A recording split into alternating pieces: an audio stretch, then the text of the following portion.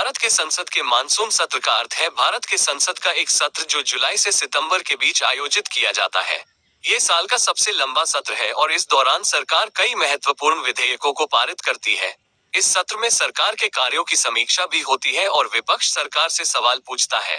Monsoon सत्र का नाम मानसून के मौसम के नाम पर रखा गया है, जो भारत में इस समय होता है। मानसून के मौसम में भारत में बारिश होती है और इस वजह से सड़कें खराब हो जाती हैं और लोगों को यात्रा करने में मुश्किल होती है।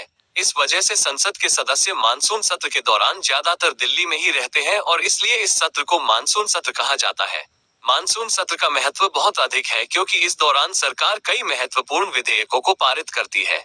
इन विधेयकों में कृषि, शिक्षा, स्वास्थ्य, ऊर्जा और वित्त से जुड़े विधेयकों शामिल हैं।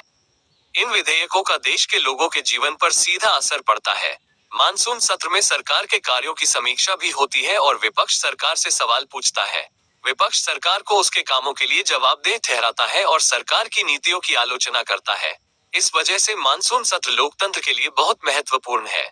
मानसून सत्र का एक और महत्व यह है कि इस दौरान संसद के सदस्यों के बीच संवाद होता है और वे देश के मुद्दों पर चर्चा करते हैं। इस वजह से मानसून सत्र देश के लोगों के लिए एक मंच बन जाता है और वे अपने मुद्दों को सरकार के सामने रख सकते हैं। कुल मिलाकर भारत के संसद के मानसून सत्र का महत्व बहुत अधिक है। यह एक ऐसा सत्र है जिसमें सरकार कई महत्वपूर्ण विधेयकों को पारित करती है, विपक्ष सरकार को जवाबदेह ठहराता है और संसद के सदस्यों के बीच संवाद होता है।